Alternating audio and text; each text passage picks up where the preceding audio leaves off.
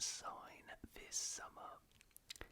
It is that time of the year. We have pretty much done this for every single transfer window for the last couple years now.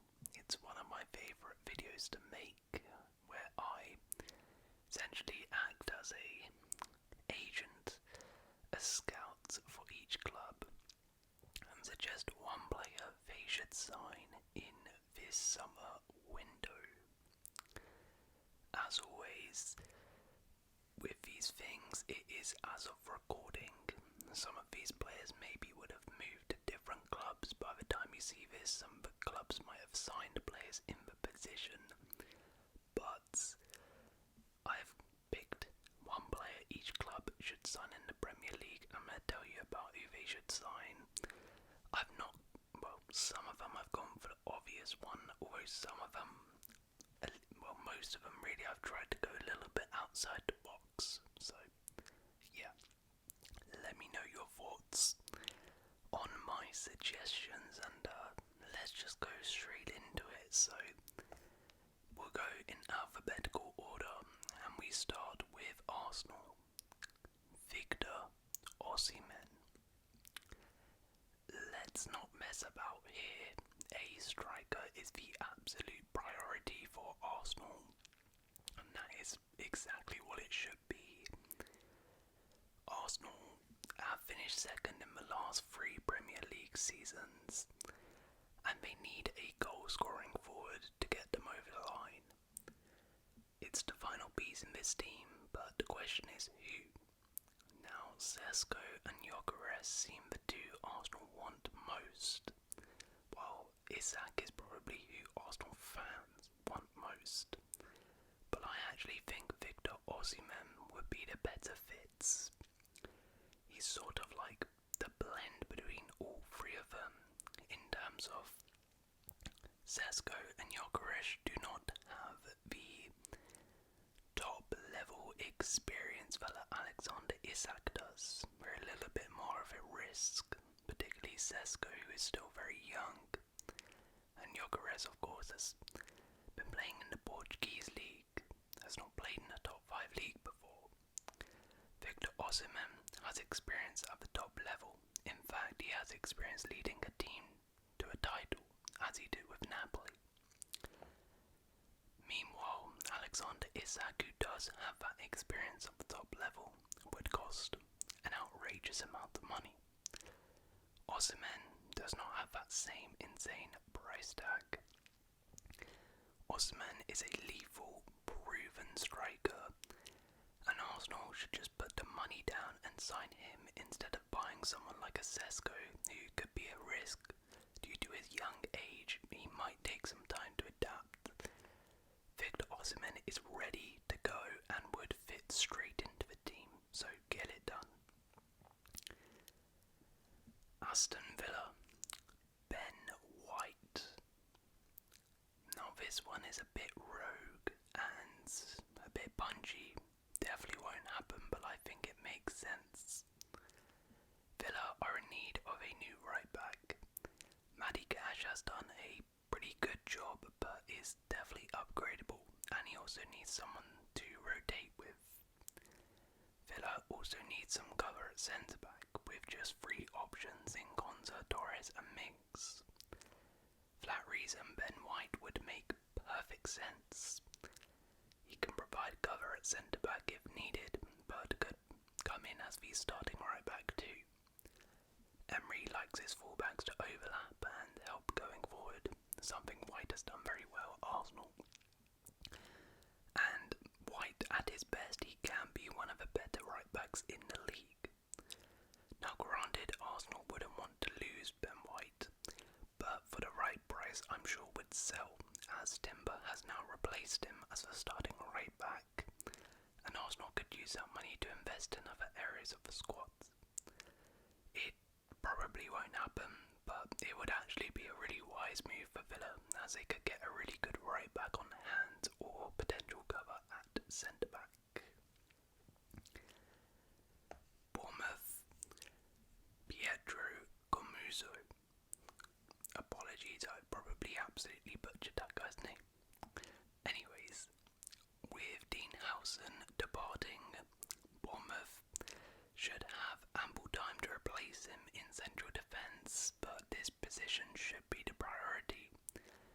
especially if Howson's defensive partner Elias Abanye moves to PSG, which looks like it could happen. So Bournemouth need a centre-back, and I think they should try to follow the same formula with Abanye and Howson. Young, up-and-coming, talented centre-backs, and Pietro Camuso is just that. He has been fantastic for Fiorentina last season in Italy. Aged just 20 years old, he is already a regular starter and is seen as the future of the Italian defence. He attracted a lot of interest from the big Serie A clubs already this summer, but Bournemouth have shown in the past they have the financial power to attract players like Camuso. He would be expensive and a bit of a difficult signing, but it could really be a good one, and he could potentially be the next Howson. Brentford, Johan Bakayoko. So Brian Mbeumo is destined to leave Brentford this summer, and they will need a replacement for him up front when he leaves. It will be difficult to replace his output, but a player who Brentford have actually been close to signing before may now finally be available. In 2023, Brentford actually agreed a then club record fee for the 20-year-old Johan Bakayoko, but he turned them down as he felt he could make a move to a bigger club, as it was doubted at the time. However, since then, Bakayoko, while he has still done well at PSV, his stock is dropped off a little bit, and a lot of the bigger clubs are less willing to buy him now. Now, age 22, Bakayoko may be a little bit more willing to move to Brentford, and if so, Brentford should definitely at least try to sign him and see what he says, because he could be a fantastic replacement for Brian Mbeumo. Brighton, Wesley. Another right back is definitely needed for Brighton, as Joel Veltman will be 34 next season, while Terry Lamptey has suffered a lot with injuries. A new long-term right back is key, and as we know with Brighton, they love a young, up-and-coming South American, which is why Wesley will be a great signing. The 21-year-old right back is currently playing for Flamengo in Brazil, and has been touted for a move to Europe for a couple seasons now, with many big clubs interested.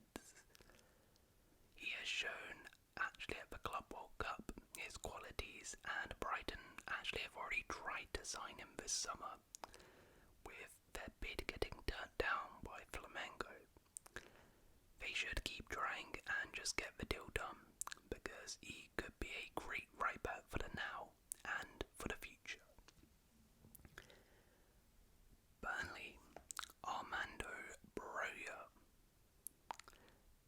As with all of the promoted sides, Scott Parker's squad needs some upgrade if they want to survive, and finding a number 9 is priority.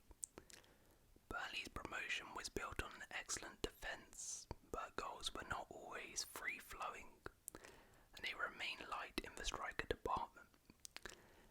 Now, Burnley's recruitment model in recent years has been to sign fairly young, talented players, and Armando Broja would be the mix of that with some vital Premier League experience. It's crazy to think Broja is still just 23 years old, as he's been around for a while now. Granted, he struggled massively at Everton this season, and is in need of getting his career back on track, with Chelsea set to sell him this summer. But he is still only 23, and Broja has plenty of time to reach his potential, and he has shown in the past that he can perform in the Premier League before. So he would be a good option up top for the Clarets. Chelsea, Mike Maignan. Chelsea were very close in signing Mike Maignan before the Club World Cup, but could not agree a fee with Milan. It appears they are no longer interested, but realistically, they should be. Robert Sanchez needs to be upgraded due to the amount of errors made. And while Maignan didn't enjoy a fantastic season last year, he has done really well in the last few years at Milan as one of the better keepers in world football, particularly for the France national team. He would add much needed experience and be a great upgrade on Robert Sanchez for a really low price too, so even though Chelsea are no longer interested, they really should reignite that and just get the deal done. Crystal Palace, Tyler Dibling. Now Palace could be in need of another attacker, one of the dual number 10s in Glasner's system, as Eze and Sarr are great, but the cover behind them is limited, and also Eberechi could potentially be leaving this summer. A long-term solution to Eze could be Tyler Dibling. The youngster was a breakout star from Southampton's dismal campaign and has attracted interest from many big clubs. He's got fantastic ability, and while big clubs will be interested, Palace can offer him much more game time and a clear pathway to the top, as we've seen with the progress of players like Eze and Elise, at Palace. Dibling could be a fantastic long-term heir to the Eze throne. Everton, Reece Nelson. With so many players out of contract this summer, Everton really need to strengthen across the squad this summer, but they look particularly light on the right wing, with loanees Jack Harrison and Jesper Lindstrom returning to their parent clubs. So a pacey goal-scoring option on the right is much needed, and Reece Nelson would be a decent gamble. Nelson was on loan at Fulham last season and actually started off really well before sadly getting a season-ending injury. He is almost back at full fitness now and is returning to Arsenal. He should be available for a pretty cheap fee or another loan, and if Everton can keep him fit, he would be a really nice signing on the wing. Fulham, Milan van Uyck. With Kenny Tete departing on a free transfer, Fulham will be in need of another right back this summer to rotate with Timothy Castagna. Milan van Uyck is a player who Fulham have actually been interested in the past, and I think they should reignite that interest. He has been one of the best defenders in the Championship for a while now, but is yet to make that step up.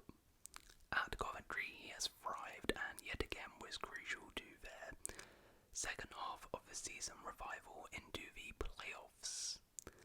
With Coventry missing out on promotion again, Van Uyck may feel it's finally time to leave, and still just 24 years old, he would be a really nice addition to Fulham. Leeds, Aaron Ramsdale. Leeds desperately need a new goalkeeper. Ilham Melier has been the club's first choice keeper since 2020, but the errors have begun to grow more and more, and he was eventually dropped with 7 matches to go last season. It's hard to see how he recovers from that, and Caldalo will definitely not be good enough to be starting in the top flight regularly. So they need a new keeper, and there actually seems to be one pretty good keeper available this summer, looking for a route back to the Prem in Aaron Ramsdale. He was one of the only decent players was for Southampton last season, and throughout his career has proven he is more than capable of being a solid Premier League level keeper. While his stock may not be as high as it once was, and Ramsdale, like Melier, is prone to an error or two, he is too good for the Championship and would just be a really solid signing for Leeds. Liverpool, Tiano Barry. It's the summer for Liverpool to sign a new centre forward, with Darwin Núñez failing for the last 3 seasons and Jota constantly injured. Liverpool need a reliable goal getter to help defend their title.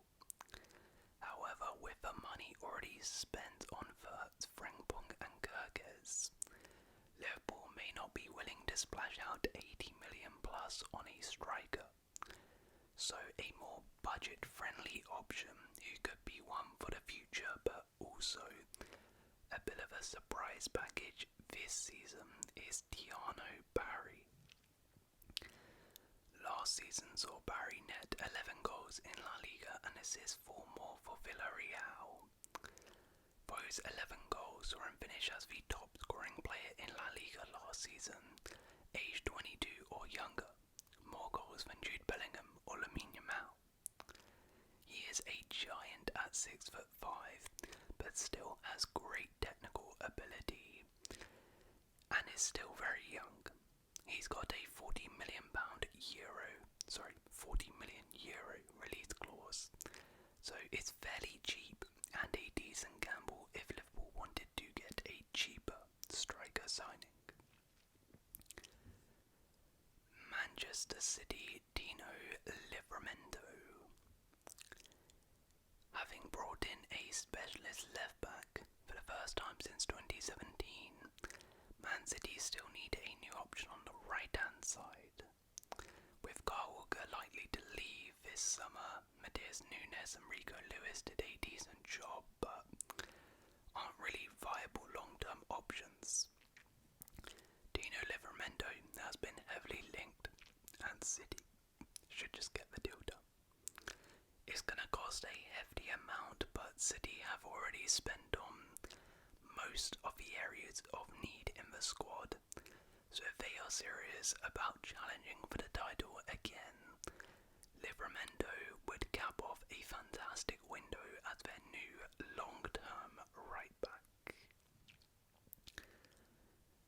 Manchester United, Vanja Milinkovic-Savic. United need a lot of signings, but one area of need is goalkeeper. Andre Onana quite simply has not been good enough since joining, with error after error, and last season was probably his worst yet.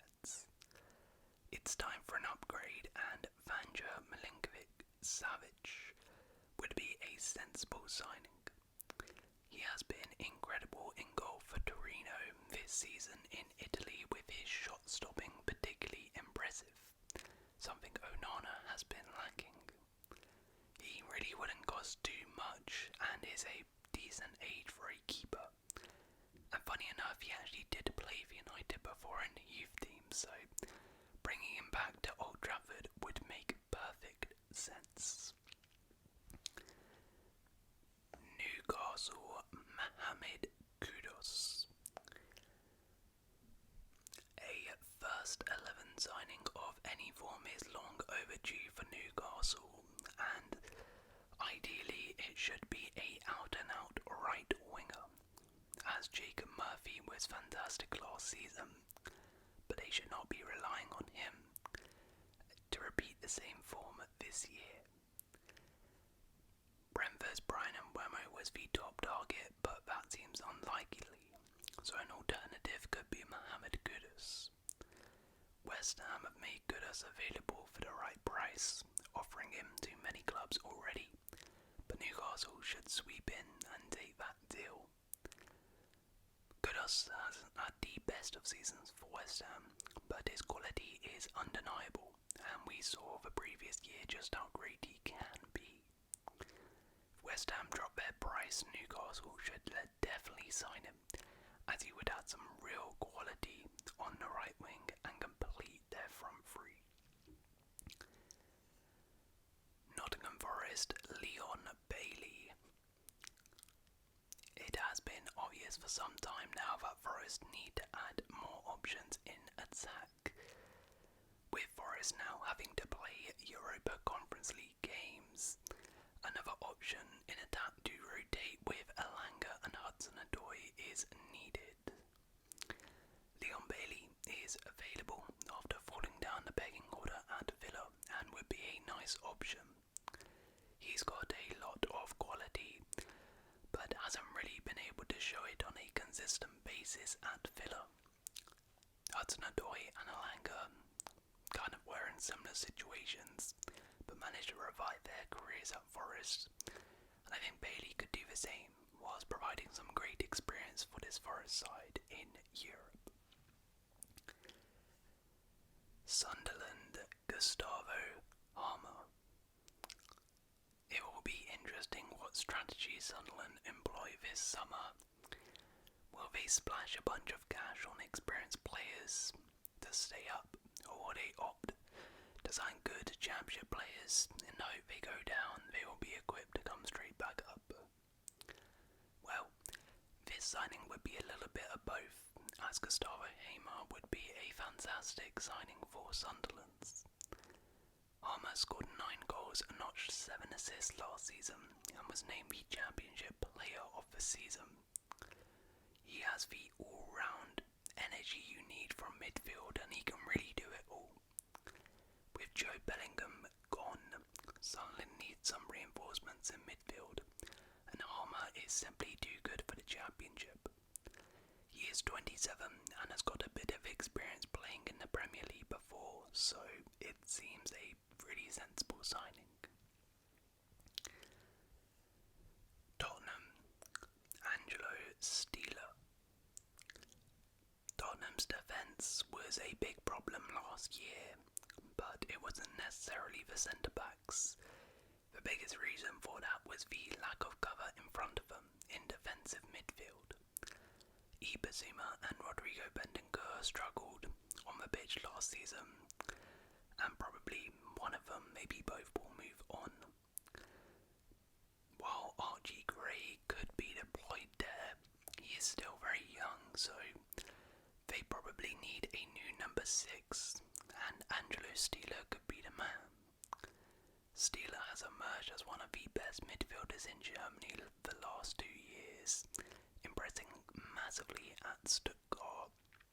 Still just 24, he seems ready to make the step up, and while his defensive output isn't amazing, he's much more of a passing, deep-line controller.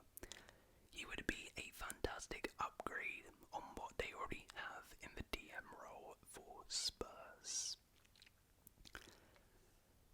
West Ham, Dusan Vlahovic. West Ham once again need to sign a striker. Miguel Antonio looks set to depart when his contract expires. Evan Ferguson has returned to Brighton, and Nicholas Fulklug could potentially leave. Now, my suggestion is very punchy, but it's quite a fun one. Dusan Vlahovic was once one of the best strikers in the world, but the Serbia international has fallen out of favour at Juventus badly. They have decided that he can leave this summer, and many clubs across Europe are interested, such as Fenerbahce and AC Milan. However, the problem is Vlahovic is on very high wages, and while these clubs are interested, not many of them really want to take up his wages. So while Vlahovic may scoff at the idea of joining West Ham, they seem one of the only clubs capable of paying those wages and the transfer fee Juve would want. And it would be a great chance for him to revive his career, while West Ham will have a chance to potentially get a quality striker to end their striker curse. This one is more sort of late towards the window. If he still hasn't managed to find a club, maybe West Ham can try snoop in, even on a loan deal, and try and get a real quality striker. Okay, and finally Wolves, Harvey Elliott. After selling Matheus Cunha to Man United, Wolves need to start filling the void left by Cunha, which will be difficult. Now they have already signed for Lopez, but he is only 21 and can't be regarded as an immediate replacement. It's unlikely they will replace him with just one player, and they'll need a number of players in the forward line to improve the team. So Harvey Elliott, while a bit of a gamble, could help contribute to filling that Cunha void. Elliott has struggled massively for game time at Liverpool and is likely going to be allowed to leave this summer. His talent is undeniable and he is still very young, but his career is at risk of stagnating at Liverpool. A move to Wolves would offer regular game time, whether that be as one of Pereira's dual number 10s or in a deeper midfield role. He would add some real quality and some experience to the Wolves team if signed. It would be a great chance to get his career back on track. So there we go. That is one player every Premier League club should sign. Let me know what you think of those suggestions in the comments below. And if you guys have enjoyed this video, please do leave a like.